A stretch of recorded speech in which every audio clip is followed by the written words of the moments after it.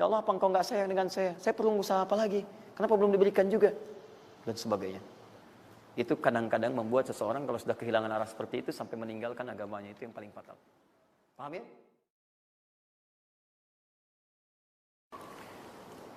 Quran surah ke-14 ayat 7. Nah, tadi Quran surah ke-9 ayat 100 berapa tadi? 3. Quran surah 9 ayat berapa tadi? 60. Yang bonusnya jangan lupa masih di dalam kotak. Quran surah kedua ayat 261 sampai pinter. Ya, alhamdulillah. Kotak wajib dihafal.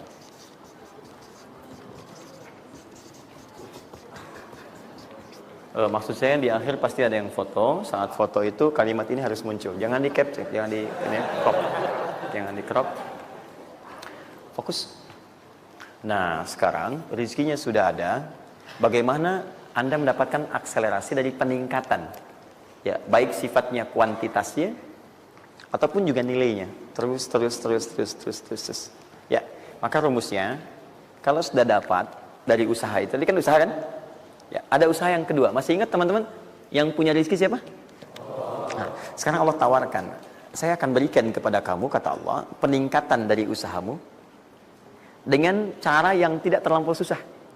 Kamu gak perlu kerja ini lagi, itu lagi, dan sebagainya. Tapi kamu tinggal mengimbangi saja. Kamu kerja, kamu amalkan juga yang ini. Apa amalan itu? Syukur. Perhatikan langsung redaksi dari Allah. Saya tidak akan menambah, mengurangi. La in syakartum la azidannakum. Ingat, la in syakartum, kalau kamu bersyukur kepada saya, la azidannakum, saya akan tambah bagimu. Jelas ya? Tambah di sini bukan menambah nominal. Ya, karena nominal itu akan tetap. Maksudnya kalau antum 100 miliar aja. Yang ditambahkan itu ada dua.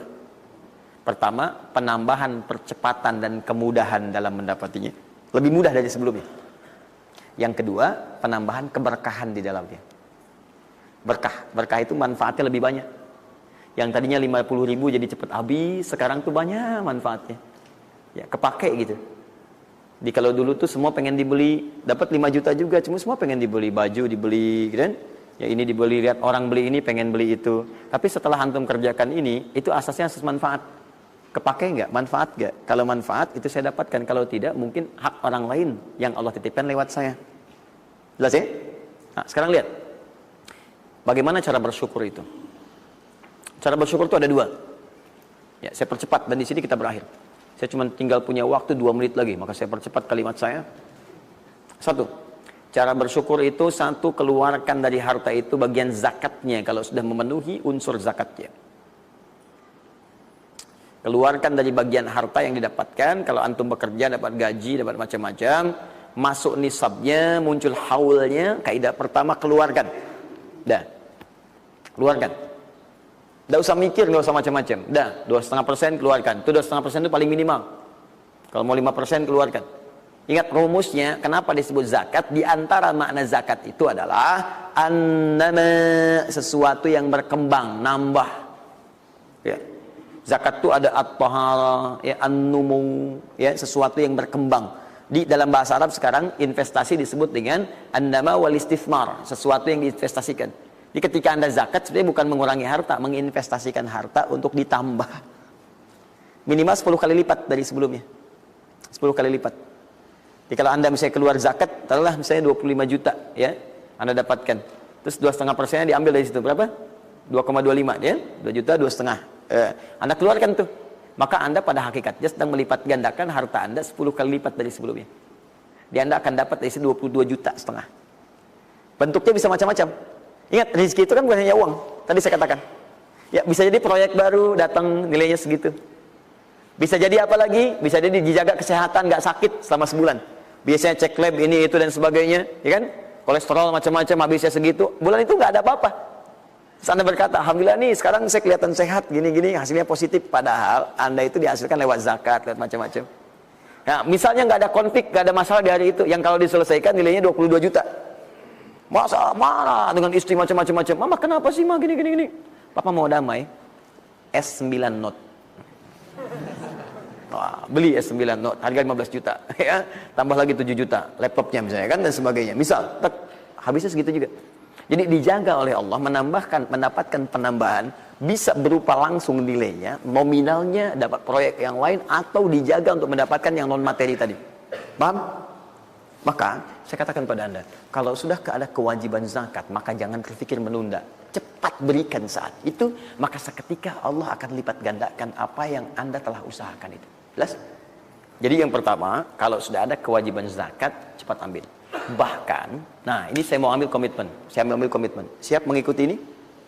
Siap berkomitmen insya Allah? Bahkan Allah langsung meminta kepada yang punya otoritas atau juga teman-teman di sampingnya untuk saling mengingatkan. Bahkan kalau punya otoritas langsung ambil. Saking inginnya Allah harta orang itu tuh terus bertambah. Maka turunlah Quran surah 9 ayat 103. Khudh min amwalihim sadaqah tutahhiruhum wa tuzakkihim biha. Muhammad, kalau dia lupa atau yang lain, ambil aja deh. Ambil aja. Ambil dari harta dia itu kalau sudah mencapai nasabnya. Nisabnya sudah ada, haulnya sudah sampai, ambil. Apa tujuannya? Sedekah. Perhatikan, zakat disebut dengan sedekah. Sedangkan sedekah tidak disebutkan dalam rumus bahasa kecuali kullu ma'rufin sedekah. Semua yang baik-baik disebut dengan sedekah. Kata Allah, saya ambil itu bukan ingin mengurangi kamu, tapi ingin membuat kebaikan untukmu. Apa kebaikannya ya Allah? Wa tuzakkihim. Tuzakki dari kata zakat yang punya arti dua tadi, menyucikan jiwa, plus yang kedua menambah apa yang telah kamu dapatkan itu.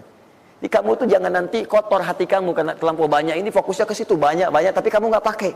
Maka saya biarkan kamu dengan mengeluarkan zakat itu supaya bersih hatimu, punya nilai berbagi dan tidak terlalu bergantung kepada harta dunia yang kamu akan tinggalkan kelak. Dan yang paling dahsyat, kalau kamu kerjakan, saya tambah kemudian kualitasnya, saya tambah keberkahannya, bahkan saya permudah untuk mendapatkannya. Jelas sampai sini? Bonus yang ini, nah, peningkatannya lebih dari yang pertama, 700 kali lipat. Ini minimal 700 kali lipat. Apa itu secara singkat? Infak.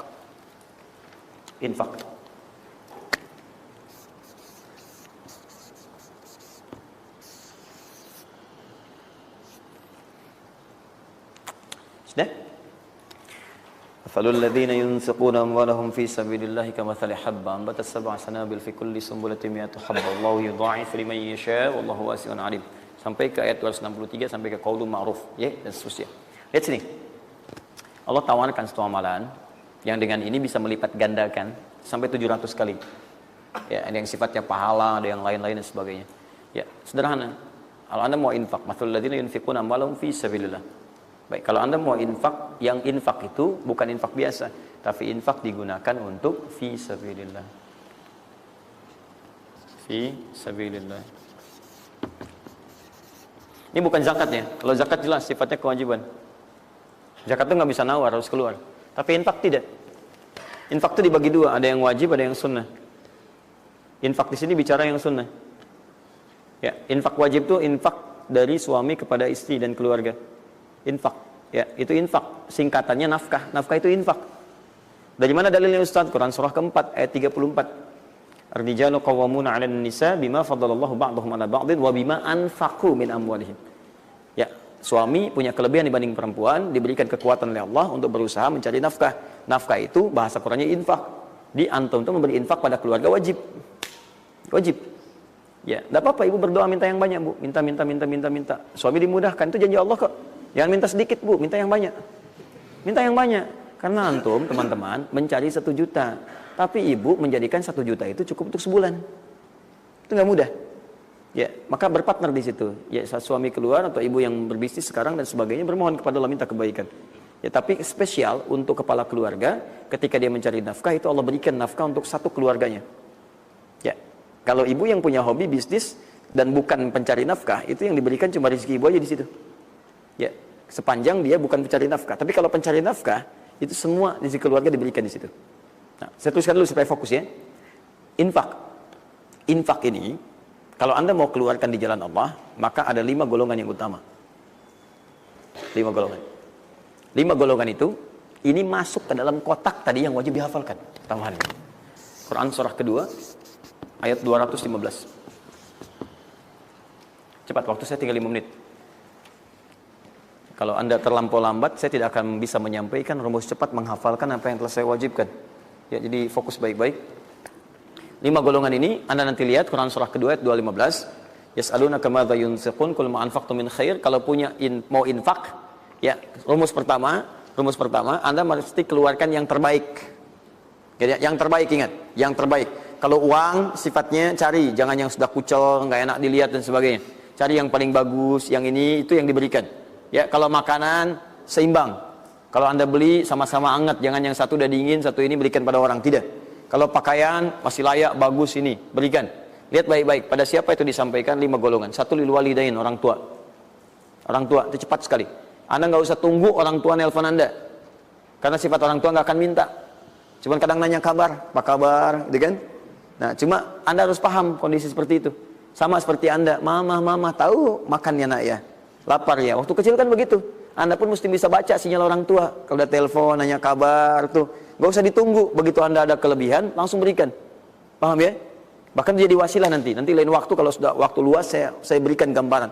Bahkan saat susah pun, saat macam-macam pun, itu ada rumus nanti berikan infak pada orang tua. Maka ketika orang tua mengatakan, ya Allah berkahi anak saya, mudah ya, itu langsung mengguncang arsy. Nanti saya tunjukkan hadis-hadis sahih dalam kajian spesifik nanti ketika kita masuk ke dalam babnya. Di riwayat Al-Bukhari dalam kitabnya Al-Adabul Mufrad. Bagaimana perannya orang tua begitu penting bagi keberkahan dan pencarian usaha kita. Ya. Kemudian wal aqrabin, kerabat terdekat. Kerabat terdekat itu sifatnya ada 2. Bisa kekeluargaan. Ya, keluargaan, anak paman, bibi, ya ponakan macam-macam dan sebagainya. Ya, kemudian bisa juga tetangga kita nih yang samping-samping. Akrobin, yang paling dekat dengan kita. Mereka itu sangat menentukan. Kalau antum nggak perhatikan, berbahaya juga bagi kehidupan antum. Antum sukses di kantor, tapi nggak perhatian sama tetangga. Begitu ada maling macam-macam, malah didorong tuh sama tetangga. Biarin aja, habisin. Bukan, memang nggak pernah perhatian sama kita, biarin aja gitu kan. Nah itu kan yang repot ya. Wal yatama, anak yatim 3. Yatim itu cepat sekali. Tapi jangan berlebihan. Ya nanti terakhir saya tutup lah. Yatim oleh masakin, orang miskin. Wabnis sabil, orang yang kesulitan di jalan. Ya, orang yang kesulitan di jalan. Anak siapapun dia, sepanjang dia sedang kesulitan, sifat orang kesulitan itu kalau dibantu, maka suara dia itu akan langsung memberikan jawaban kepada Anda. Jelas ya? Baik, tahan sini, tahan. Fokus teman-teman. Termasuk Ibnu Sabil di situ nanti, itu ada yang diartikan dengan orang-orang yang semacam belajar. Ya, kalau di luar itu banyak yang kayak ngasih beasiswa ke orang yang belajar, yang sebagainya. Ada yang pengajar, ada yang macam-macam. Itu cepat juga itu. Nah, mempraktekkan kelima itu pakai rumus yang ini yang tadi, yang 261, 263. Lihat ya, lakukan karena Allah, bukan karena yang lain. Paham ya? Dan melakukan karena Allah itu diarahkan untuk mendekatkan diri kepada Allah. Lihat cara infaknya. Misal, antum ingin ngasih misalnya kan? Nih. Saya mau ngasih pakaian yang Allah sukai. Kasih baju koko, kasih sarung, ya kan? Misal kalau dia mau sekolah, kasih perlengkapan sekolah, berikan mushaf, berikan mukena, berikan macam-macam. Ya untuk misalnya biaya sekolahnya, kalau bisa bergantung pada antum, sekolahkan ke tempat yang Allah sukai dan sebagainya. Itu cepat sekali investasinya. Dan pahalanya nggak akan berkurang, ngalir terus. Jadi kalau dia baca Quran, antum dapat pahala dan seterusnya. Dan itu sampaikan dengan cara yang bijak. Kalau sudah ngasih, saran saya lupakan. Jangan diungkit-ungkit, lupakan. Makanya bahasa Qur'annya qaulun ma'rufun wa maghfiratun khairum min shadaqatin yatba'uha adza. Kata-kata yang baik ya dan maghfirah, permohonan ampun, maaf. Ya kalau nggak bisa ngasih minta maaf, langsung kemudian lupakan. Jangan diungkit-ungkit, jangan macam-macam supaya tidak hilang pahalanya.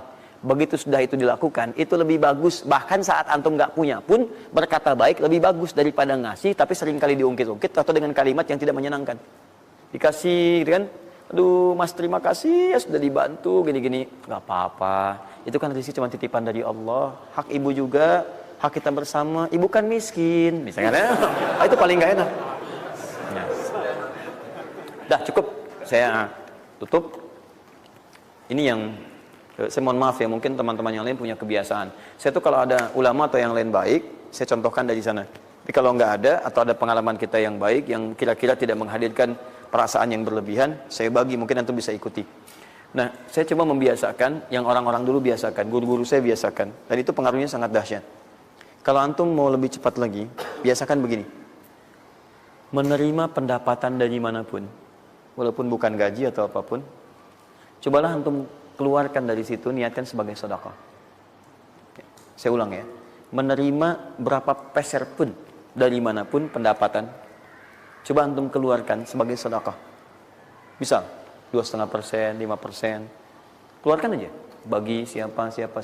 Demi Allah saya katakan, begitu antum kerjakan itu karena Allah, maka Allah akan merawat anda dan menjadikan dunia kecil bagi anda. Apapun yang anda butuhkan ada dan kecil sekali. Dan anda sudah nggak melihat, nggak ada nilainya tuh dunia itu. Ya, jadikan kebiasaan itu. Kalau ada pakaian sudah anda pakai, datang lagi yang baru, ini yang lama kasih aja, yang layak dipakai dan sebagainya. Seperti itu, biasakan. Begitu anda biasakan, nanti Allah jadikan kecil dunia bagi pandangan anda. Ada nilainya. Dah. Paham ya?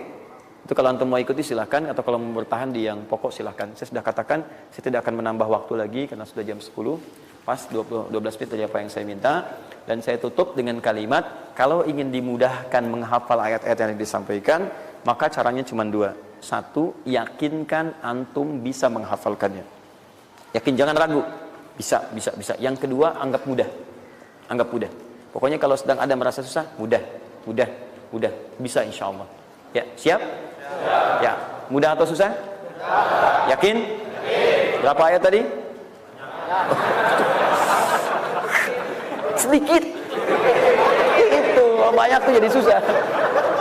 Saya ulang, jangan pulang. Mudah atau susah? Mudah atau susah? Yakin? Berapa ayat? Luar biasa. Alhamdulillah. Baik teman-teman, saya kira cukup hari ini. Ini kita pembuka. Jangan khawatir sekali lagi, anda yang tertinggal sudah saya siapkan. Ini ada 3 lembar. Insya Allah jadi panduan kita, bahkan jadi buku insya Allah. Ya. Kapan diberikan ini? Luar biasa. Baik ya. Subhanakallahumma bihamdika asyhadu an la ilaha illa anta astaghfiruka wa atubu ilaik. Wa akhiru da'wana alhamdulillahirabbil alamin. Wal 'afu minkum. Pintu masjid ini hanya ada 3. 1, 2, 3. Dan pekan depan pintu itu hanya dibuka dengan ayat-ayat Quran. Assalamualaikum warahmatullahi wabarakatuh.